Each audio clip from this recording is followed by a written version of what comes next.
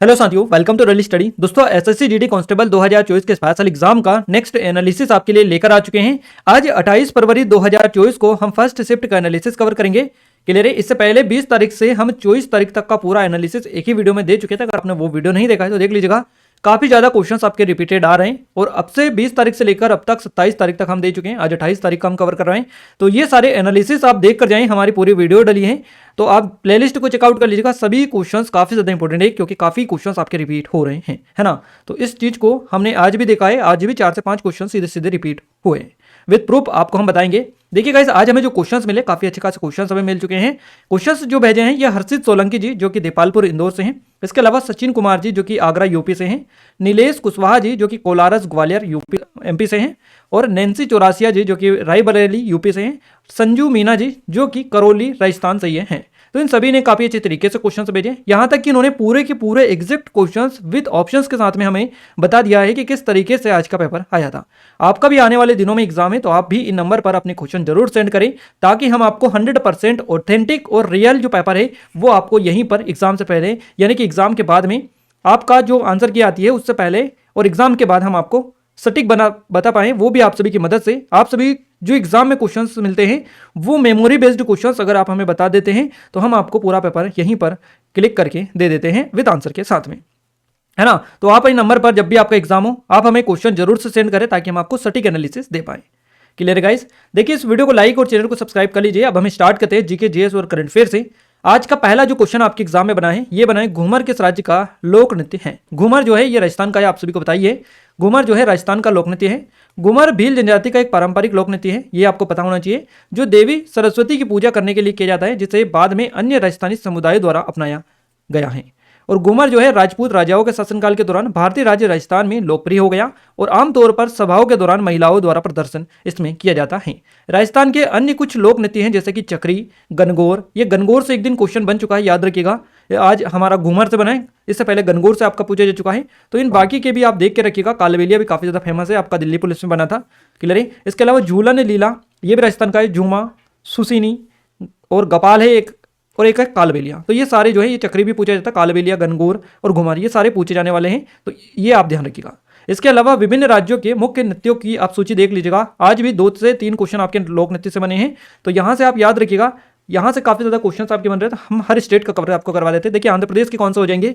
आंध्र प्रदेश के जो लोक नृत्य है कुचिपुड़ी काफी ज्यादा पूछे जाता है। विलासिनी नट्यम, आंध्र नाट्यम, भामाकल्पम ये पूछा जा चुका है ऑलरेडी, भामाकल्पम, वीर नाट्यम, दप्पू, तप्पेता, गुल्लू जिसका नाम है। इसके अलावा लंबाड़ी, डिमसा, कोलाट्टम, बुट्टा बोमल्लू, ये बुट्टा बोमल्लू भी पूछा जा चुका है। करीबन यहाँ से देखिए कुचिपुड़ी 3-4 बार आपका बन चुका है, इस एग्जाम में रिपीट हो चुका है।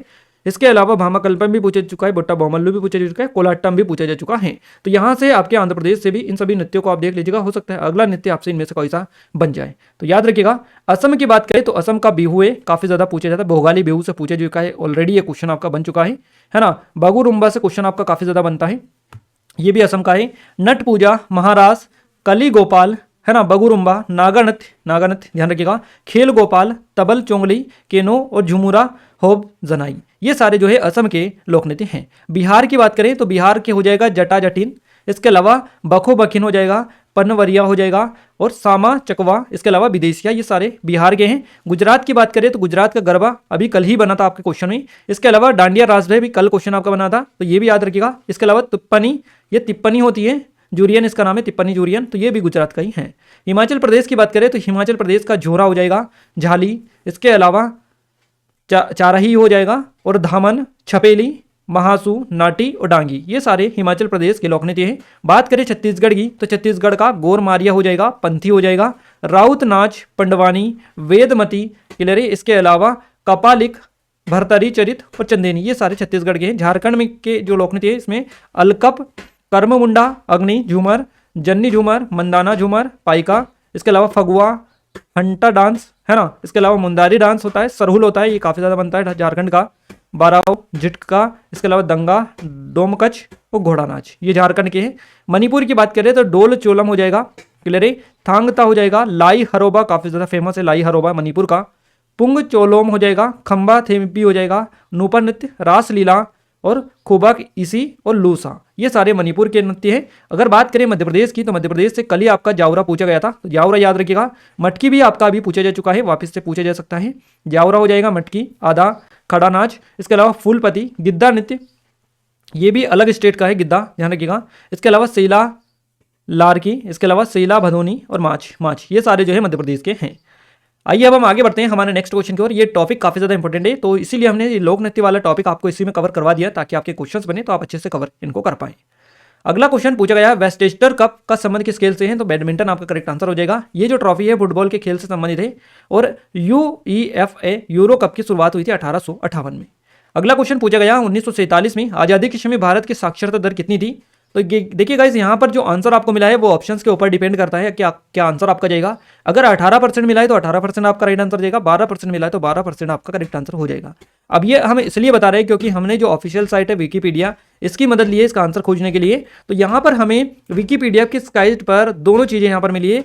आपको पहले तो 18% दे दिया गया वहाँ पर विकीपीडिया पर, उसके बाद में नीचे जब हमने थोड़ा सा और उसको रीड किया तो वहाँ पर नीचे 12% भी लिखा हुआ था, है ना। तो इन दोनों में कंफ्यूजन है। इसके अलावा हमने और भी साइट खोली और भी गवर्नमेंट वेबसाइट पर जब हमने विजिट किया तो वहाँ पर भी किसी साइट पर 18% दिखा रहा था, किसी साइट पर 12% ये डेटा मेंशन था। बुक्स पर भी सेम फंडा था, किसी में 12 किसी में 18% था। तो एग्जैक्ट इस क्वेश्चन का आंसर आपको एग्जाम जो पेपर क्वेश्चन आया था उसी के अकॉर्डिंग आपको लगाना होता है। क्लियर है? तो आपको जो ऑप्शंस मिला था एग्जाम में, अगर 18-12 दोनों मिला होगा तो उस सिचुएशन में आयोग के ऊपर डिपेंड करता है कि किसको सही माने। अदरवाइज आपको 18 मिला था तो 18, 12 मिला था तो 12 आपका करेक्ट आंसर रहेगा, दोनों में से जो भी मिला होगा। तो यहां से ये जो क्वेश्चन है इसके बारे में जो भी कंफ्यूजन था वो हमने पूरी तरह से क्लियर कर दिया है आपको।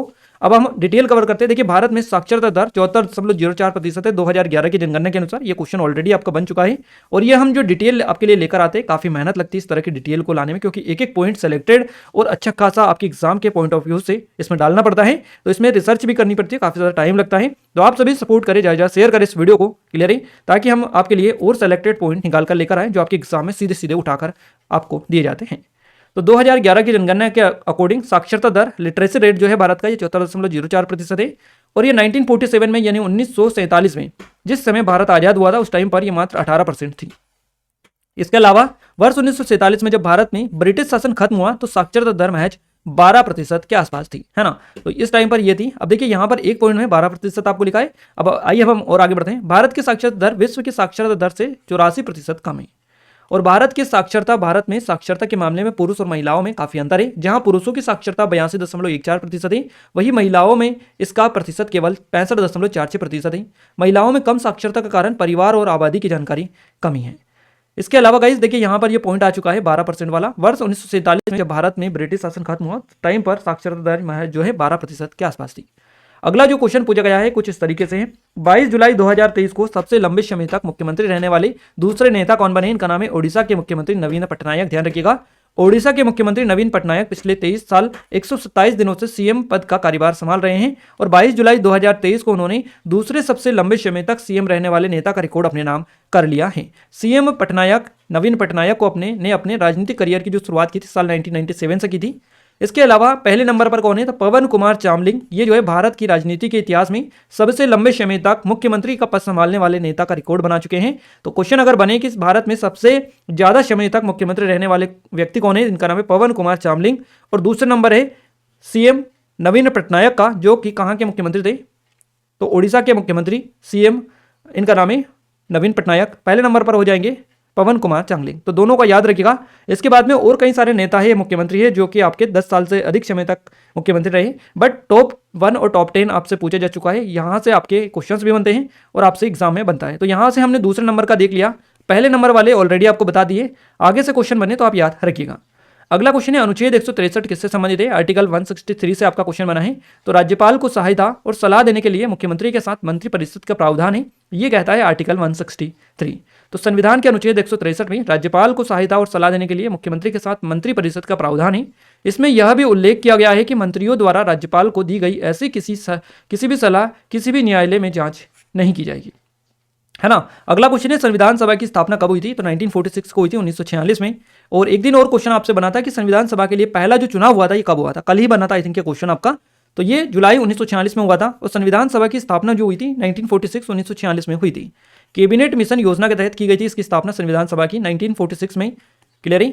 इसका गठन हुआ था और M.N. राय ने पहली बार 1934 में संविधान सभा के विचार पर प्रस्ताव रखा था। तो यह पॉइंट काफी ज्यादा इंपॉर्टेंट है। विधानसभा के सदस्यों का चुनाव प्रांतीय विधानसभाओं के सदस्यों के द्वारा किया जाता है। इसका गठन भारत के संविधान को बनाने के लिए क्या किया था?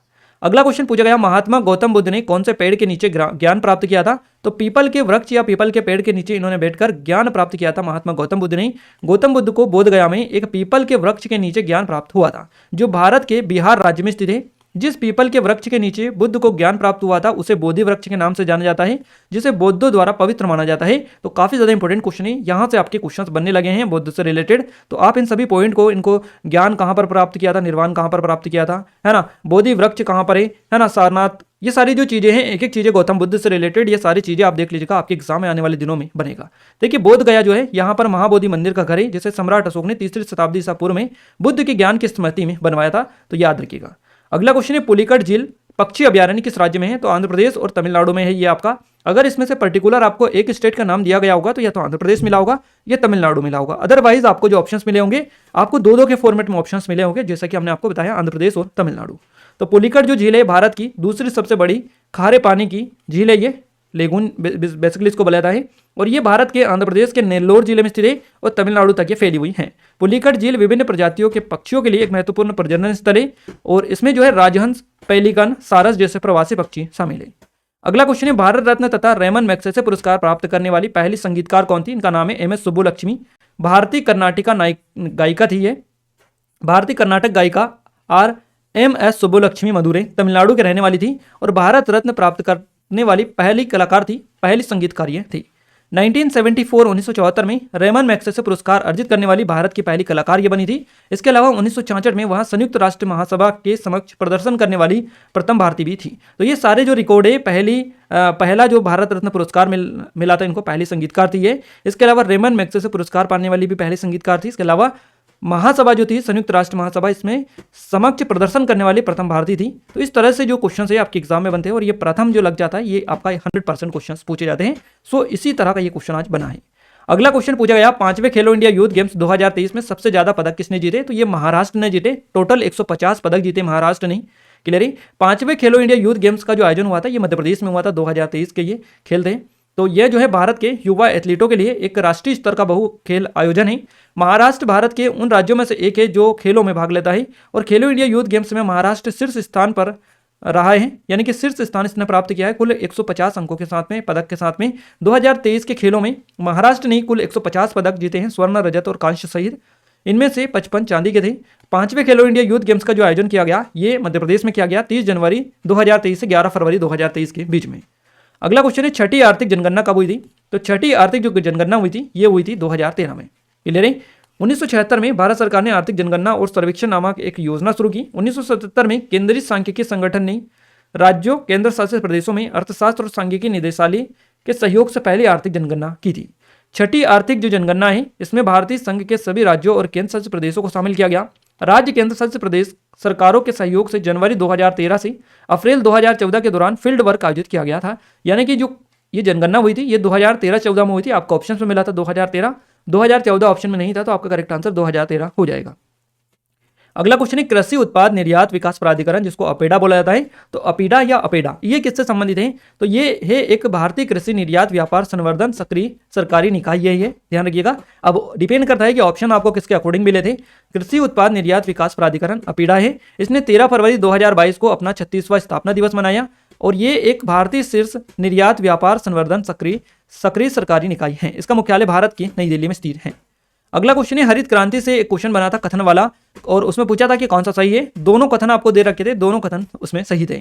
तो MS स्वामीनाथन जो है इनको भारत में हरित क्रांति के जनक कहा जाता है, और हरित क्रांति महत्वपूर्ण कृषि उत्पादकता वृद्धि की अवधि को संदर्भित करती है जो 1960 और 1970 के दशक के मुख्य रूप से विकासशील देशों में हुई थी।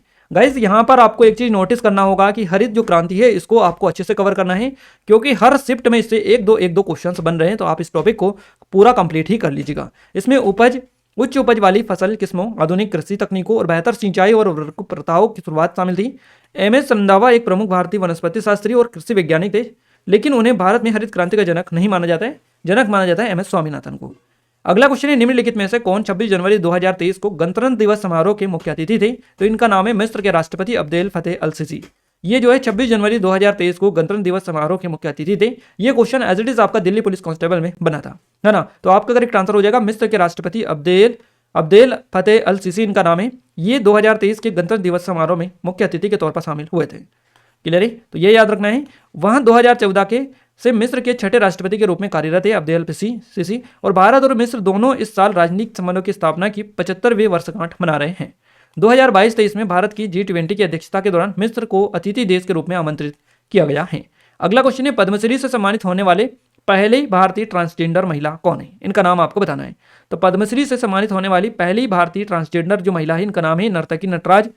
क्लियर है, भारत में पद्मश्री से सम्मानित होने वाली पहली ट्रांसजेंडर महिला ये है। नर्तकी नटराज भारत में एक प्रसिद्ध भारतनाट्यम नर्तकी है और इनका जो जन्म है तमिलनाडु के मदुरई के पास एक गांव में हुआ था।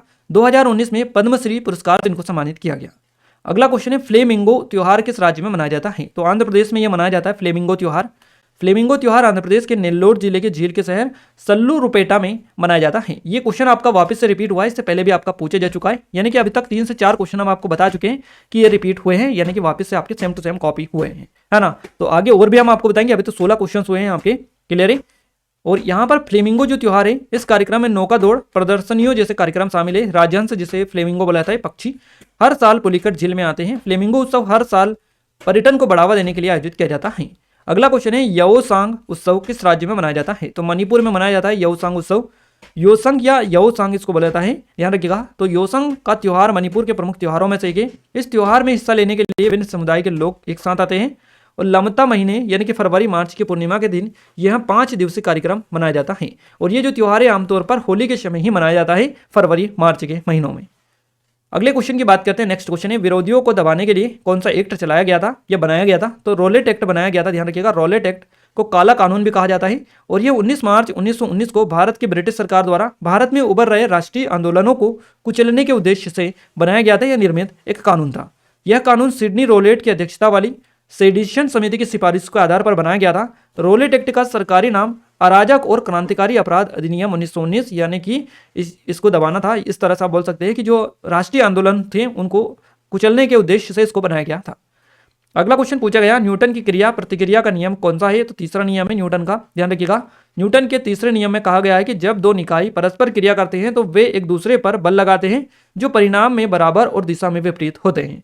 तीसरे नियम को क्रिया और प्रतिक्रिया के नियम के रूप में भी जाना जाता है। ये क्वेश्चन आपका एक दिन पहले भी बन चुका है और आज वापस से ये क्वेश्चन आपका रिपीट हुआ है। अगला क्वेश्चन है हमारा, सरकार की कुल कमाई और खर्च के अंतर को क्या कहते हैं? तो सरकार की कुल कमाई और खर्च के बीच जो अंतर होता है उसको राजकोषीय घाटा बोला जाता है। क्लियर है, राजकोषीय घाटा इसको कहा जाता है। और कुल कमाई से अधिक खर्च होने पर वहां बाजार से खर्च लेती है। वही सरकार की राजस्व प्राप्ति और राजस्व व्यय के बीच के अंतर को राजस्व घाटा कहा जाता है। तो इस तरह की चीजें हैं, याद रखिएगा गाइस। यहाँ पर 20 क्वेश्चन हो चुके हैं। क्लियर है, और हमने जब कंफर्म किया बच्चों से इस तरह के क्वेश्चंस तो उन्होंने बताया कि ये क्वेश्चंस भी आपका 100% पूछा गया था। यदि कोई खिलाड़ी नेट से टकराता है या गेंद का पहला उछाल सर्विंग एरिया के बाहर होता है, क्लियर है, तो इसे क्या बोला जाता है? तो इसे सर्विस फॉल्ट बोला जाता है। सर्विस फॉल्ट इसे कहा जाता है। इस तरह का ये क्वेश्चन बेसिकली बना है। तो यहाँ पर हमें 21 क्वेश्चन आज मिले हैं। हो सकता है 20 ही क्वेश्चंस आपके एग्जाम में पूछे गए हों, पर ये जो एक क्वेश्चन ज़्यादा मिला है ये हो सकता है बच्चों ने हमें बताया है तभी हमने डाला है। उन्होंने बताया कि 100% ये क्वेश्चन आपका बना था। बाकी आप लोग बताइएगा कि ये आया था नहीं आया था, ये इनमें से एक कौन सा ज़्यादा है ये भी आप कमेंट में कमेंट करके बता सकते हैं। बाकी हमने पूरा आपको 100% एज इट इज दे दिया है कि किस तरीके से आज का जो पेपर है आपके एग्जाम में क्वेश्चन बने हैं, कहाँ से क्वेश्चन बने, किस तरह के क्वेश्चन बने, सारी डिटेल आपको बताने में आपकी हेल्प की है। तो सर्विस फॉल्ट ये है, प्रत्येक खिलाड़ी को एक अंक के लिए 2 सर्व करने की अनुमति होती है। यदि कोई खिलाड़ी नेट से टकराता है या गेंद का पहला उछाल सर्विंग एरिया के बाहर होता है तो इसे सर्विस फॉल्ट बोला जाता है। यह सर्विस फॉल्ट इसको कहा जाता है। तो ये सारे के सारे क्वेश्चन हमने आपको कवर करवा दिए। ये हमारी एसएससी जीडी की स्पेशल टेस्ट सीरीज है। अगर आपने इसमें एनरोल नहीं किया कर लीजिएगा क्योंकि पूरी तरह से इसको फ्री कर दिया गया है। आने वाले दिनों में आपका एग्जाम है तो आप हमें नंबर पर अपने क्वेश्चन जरूर सेंड करें ताकि हम आपको जैसे आज हमने एनालिसिस करवाया 100% ऑथेंटिक और रियल एनालिसिस, उसी तरह से हम आपको बिल्कुल एक्यूरेट एनालिसिस करवा पाएं। तो गाइस हिंदी की बात करते हैं। हिंदी का जो पहला क्वेश्चन आपकी स्क्रीन पर है, पत्ता शब्द का तत्सम आपसे पूछा है तो पत्र हो जाएगा पत्ता का तत्सम। बहुत का पर्यायवाची आपसे पूछा है, बहुत का पर्यायवाची होता है अति, अनेक, अतिव, बहुल, भूरी, बहु और प्रचुर। ये सारे जो है बहुत के पर्यायवाची हैं। आगामी शब्द का उचित विलोम शब्द क्या होता है? तो ये विगत हो जाएगा। इसके अलावा घृणा का पर्यायवाची क्या होता है? नफरत, घिन्न, गुस्सा, विराग, अप्रीति, विमुखता, ये सारी जो है घृणा के पर्यायवाची हैं। श्यामल का शब्द का तद्भव आपसे पूछा है तो सांवला हो जाएगा श्यामल का। तौबा करना मुहावरे का अर्थ क्या है? भविष्य में किसी काम को ना करने की प्रतिज्ञा लेना तौबा करना मुहावरे का अर्थ है। नाम कमाना मुहावरे का अर्थ क्या है? तो यश प्राप्त करना, ये नाम कमाने मुहावरे का अर्थ हो जाएगा। इसके अलावा भाववाचक संज्ञा से क्वेश्चन बना तो जिस संज्ञा शब्द के पदार्थों की अवस्था, गुण, दोष, धर्म आदि का बोध हो उसे भाववाचक संज्ञा कहते हैं। अगला क्वेश्चन है, जिस पर आक्रमण किया गया हो उसके लिए उपयुक्त शब्द क्या है? तो आक्रांत इसका हो जाएगा। ये वापस से आपका रिपीट हुआ है। संस्कृति से संबंधित गद्यांश आपका आया था, जिसमें एक गद्यांश पूछा गया था, 5 क्वेश्चन आपके बने रहे। इसके अलावा जीभ का तत्सम रूप पूछा तो जिह्वा हो जाएगा। पेड़ से पत्ता गिरा, इस तरह का कोई सा आपका क्वेश्चन बना था, तो याद रखिएगा। वर्तनी शुद्ध से एक क्वेश्चन पूछा गया, अनेकार्थी से एक क्वेश्चन बनाए, रिक्तस्थान से 2 क्वेश्चन पूछे गए, पर्यायवाची से 2 क्वेश्चन आपके पूछे गए, मुहावरे से 1 क्वेश्चन बनाए, विलोम शब्द से 2 क्वेश्चन था, लोकोक्ति से क्वेश्चन है और तत्सम तद्भव से आपके 3 क्वेश्चन पूछे गए। यानी कि कुल मिलाकर जो पैटर्न डेली बेसिस पर देखने को मिल रहा है उसी के अकॉर्डिंग आपको आज भी हिंदी में जो चीजें हैं वो देखने को मिली है। बात करें मैथ्स में, तो मैथ्स में औसत से 1 क्वेश्चन बनाए, एसआईसी से 1 क्वेश्चन, नंबर सिस्टम से 1 क्वेश्चन बनाए हैं, सरलीकरण से 3 क्वेश्चन पूछे गए हैं, मेंसुरेशन यानी क्षेत्रमिति से 2 क्वेश्चन बने हैं, प्रतिशत से 1 क्वेश्चन बनाए, लाभांश से 2 क्वेश्चन बने, समीकारी से 1 क्वेश्चन है, रेलगाड़ी से क्वेश्चन पूछा गया, चाल दूरी से 1 क्वेश्चन था, एलसीएम एचसीएफ से था, अनुपात से 1 क्वेश्चन, आयु से 1 क्वेश्चन बनाए हैं और विभाजित वाले क्वेश्चन भी बने हैं।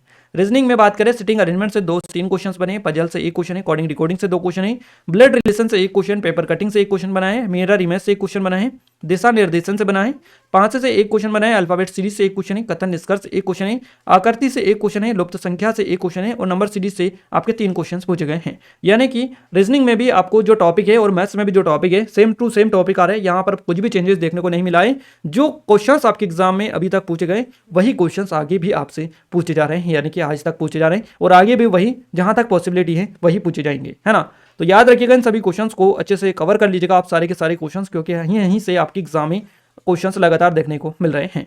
ये हमारी टेस्ट सीरीज है, अगर आपने इनरोल नहीं किया है तो कर लीजिएगा, डिस्क्रिप्शन में आपको लिंक मिल जाएगी और इस वीडियो के पीडीएफ के लिए आप टेलीग्राम एप्लीकेशन को ज्वाइन कर लीजिएगा, जिसकी लिंक आपको डिस्क्रिप्शन में मिल जाएगी। क्लियर है, डिस्क्रिप्शन के लिंक से जाकर वहां से आप ज्वाइन हो जाएगा। क्लियर है, और इस वीडियो को लाइक नहीं किया तो आप सभी से रिक्वेस्ट है कि वीडियो को लाइक अपने दोस्तों के साथ शेयर कर दीजिएगा, ताकि हमें सपोर्ट मिले, मोटिवेशन मिले आपके लिए और अच्छे से अच्छे वीडियोस हम लाने की कोशिश करते रहें। तो मिलते हैं हमारे नेक्स्ट शिफ्ट के एनालिसिस के साथ, तब तक के लिए जय हिंद, वंदे मातरम।